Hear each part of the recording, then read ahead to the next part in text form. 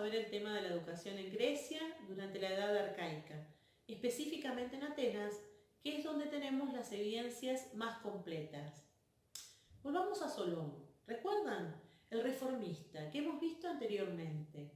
Según las evidencias históricas, se puede establecer la existencia de legislación atribuida a Solón, según la cual se regula la educación, se establecen como deber de los padres la obligación de enseñar a leer y a nadar a sus hijos varones.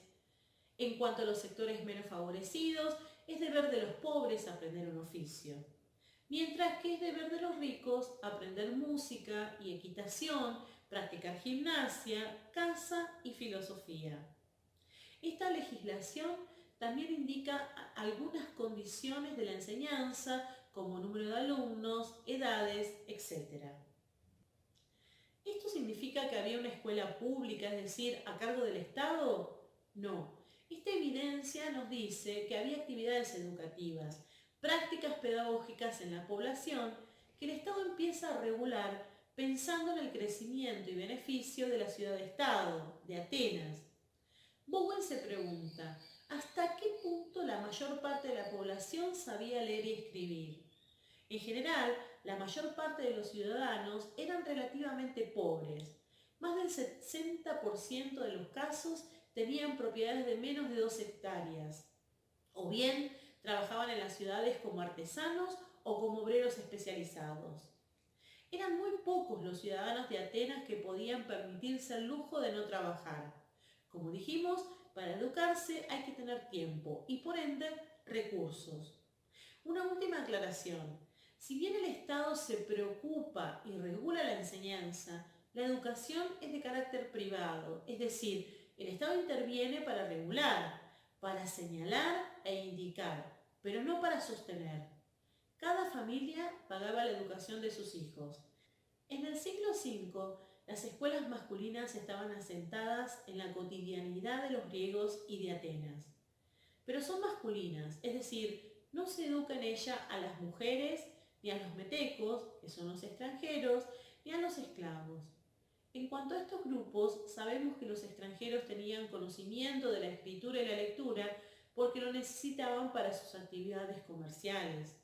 Y los esclavos, la mayoría de los que sabían leer y escribir, lo habían aprendido antes de convertirse en esclavos.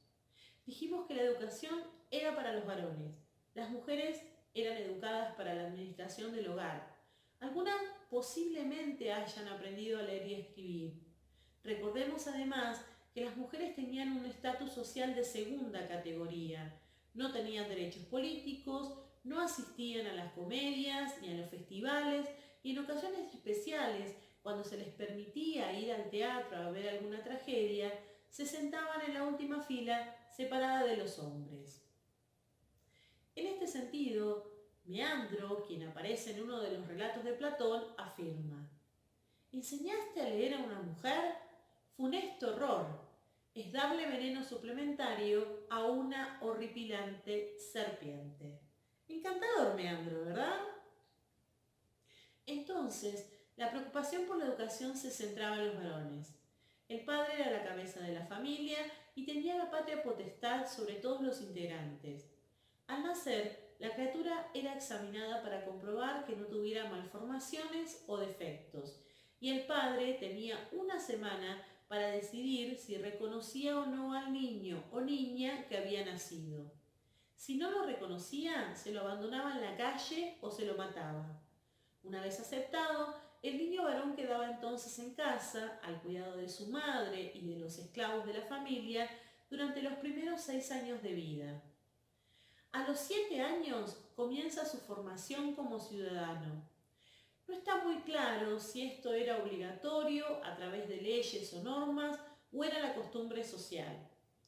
En las escuelas recibía la instrucción de los elementos culturales básicos que consistían en la enseñanza de la música, la práctica de la educación física, la lectura, la escritura y el cálculo. Tenían 3 instructores: gramatiestes, guitaristes y paidotribes.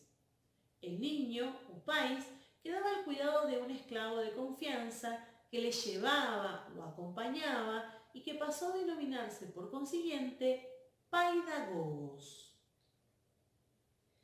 Se utiliza la lectura en voz alta para el aprendizaje del alfabeto. Primero, sílaba por sílaba, hasta su memorización, para luego leer fluidamente. Veamos esta fuente de un magistrado griego, Dionisio de Halicarnaso. Al aprender a leer, aprendemos en primer lugar los nombres de las letras, luego sus formas y valores, para seguir con las sílabas y sus propiedades, y con las palabras y sus inflexiones, sus formas más largas y más breves y sus declinaciones. Entonces podemos empezar a leer y escribir, muy lentamente al principio, sílaba por sílaba.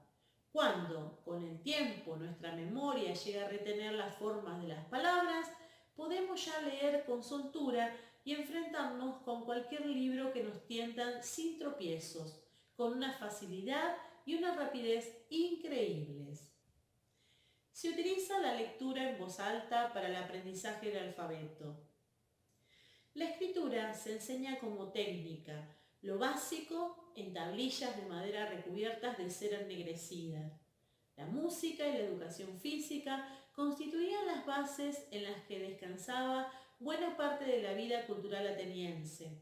A partir de sus sencillos comienzos, la música, en su sentido de arte de las musas, se convirtió en un arte sumamente elaborado y dotado de profunda significación intelectual. A lo largo del siglo V, la música comenzó a vincularse al desarrollo y formación del carácter. La práctica de la música, del canto y de la recitación parecía tener que conducir a una especie de equilibrio espiritual interior, que de alguna manera era concebido como cierta manifestación de la misma armonía. Otra vez Dionisio de Halicarnaso nos dice: y comienza a entender lo que está escrito. Le ponen en las manos las obras de los grandes poetas que leen sentado en un banco de la escuela. En estos poemas se contienen muchas exhortaciones y muchas historias y alabanzas y encomios de las figuras célebres de la antigüedad que el niño ha de aprender de memoria con el fin de que susciten en él el deseo de imitarlos o emularlos y de llegar a ser como ellos. Asimismo, los maestros de la lira se ocupan también de que su joven discípulo sea templado y no cometa desaguisados. Y una vez que le han enseñado a manejar la lira, lo introducen en la poesía de los otros grandes poetas, los poetas líricos, y estos poemas los ponen en música y hacen que el espíritu del niño se familiarice con sus armonías y sus ritmos, a fin de que aprendan así a ser más comedidos y armoniosos y rítmicos y se preparen así para la palabra y para la acción, porque la vida del hombre está constantemente necesitada de armonía y de ritmo. En cuanto a la educación física, el cuidado del cuerpo tenía como objetivo alcanzar la máxima belleza y aprender la economía y el ritmo del movimiento corporal. En la educación física tenemos la palaestra, que era fundamentalmente la escuela de lucha. Con la difusión y proliferación de estas escuelas, comienzan a construirse los gymnasium, que eran instalaciones más grandes que la palaestra, donde se realizaban las luchas y donde se hacían todo tipo de ejercicios. Una vez que los atletas terminaban su jornada, se zambullían en una piscina de agua fría. En general, por los costos que implicaba la construcción y mantenimiento de estas instituciones, eran financiados y controlados por el Estado. Aquí podemos ver algunas imágenes de estos gimnasios. Aprecien la amplitud,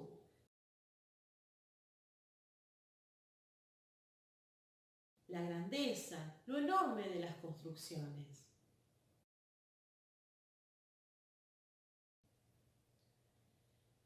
Parte de la educación del ciudadano griego se conformaba por el servicio militar que Atenas exigía a sus ciudadanos. A los 18 años, los ciudadanos varones atenienses recibían el estatus de febo, que designaba a los jóvenes que estaban culminando su adolescencia. Estos efebos, luego de una ceremonia simbólica, comenzaban durante todo un año su adiestramiento militar en los gimnasios y luego, al segundo año, pasaban a servir en algún ejército de la frontera. El concepto griego de paideia significa y nombra el proceso de educación de sus ciudadanos. Al principio, la paideia estaba relacionada con las funciones de la polis, un estado que se considera por encima del individuo y que para desarrollarse y consolidarse precisa de la educación del ciudadano.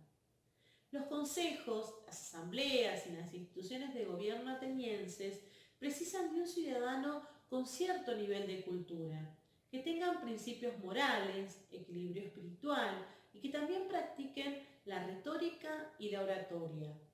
Recordemos que en Atenas los grandes discursos se pronuncian en la asamblea. De allí que fue interés del Estado crear un sistema que educara a los jóvenes en estas cuestiones, englobadas como estudios superiores. Es entonces que aparecen los sofistas como los nuevos maestros de enseñanza superior en los términos en los cuales hemos definido la paideia. Hablemos ahora de los sofistas, pero relacionado a la educación, a lo que venimos viendo de la educación. Luego los veremos más profundamente cuando los relacionemos con la filosofía. La palabra sofista deriva de sofía. Significa, entre otras cosas, sabiduría, destreza, experiencia, sagacidad, perspicacia. Los sofistas no conformaban un único grupo homogéneo, partían de perspectivas muy distintas y enseñaban disciplinas diversas. En general, percibían una remuneración bastante alta por sus enseñanzas. Se especializaron en el arte de la retórica y de la oratoria, pero enseñaban también todas las disciplinas. Fueron los primeros en plantear un plan de enseñanza, el trivium y el quadrivium, es decir, que su perspectiva de enseñanza era integral en el sentido que enseñaban disciplinas conducentes al éxito social y político, es decir, aquellos contenidos necesarios para desarrollarse en la vida ateniense, pero también disciplinas que tenían que ver con lo erudito y el saber intelectual, como la gramática y la matemática. La retórica es el arte del bien decir, de dar al lenguaje escrito o hablado la eficacia necesaria para deleitar, persuadir o conmover. Podemos decir que, en un sentido general, retórica es cualquier proceso comunicativo ordenado que tenga como fin la persuasión. La retórica es la capacidad de defender por medio del discurso público una opinión propia, intentando influir en la forma de pensar y de actuar de los demás, provocando una reflexión inducida en quien nos escucha. La oratoria es la materialización de la capacidad persuasiva presentada por la retórica y se concreta como un género literario específico, por ejemplo, en discursos, conferencias o sermones. En pocas palabras, se denomina oratoria al arte de hablar con elocuencia. La retórica es la teoría, la estructura. La oratoria, la aplicación de la teoría retórica en un discurso concreto. Bien, hasta aquí hemos visto los aspectos más importantes de la dimensión educativa.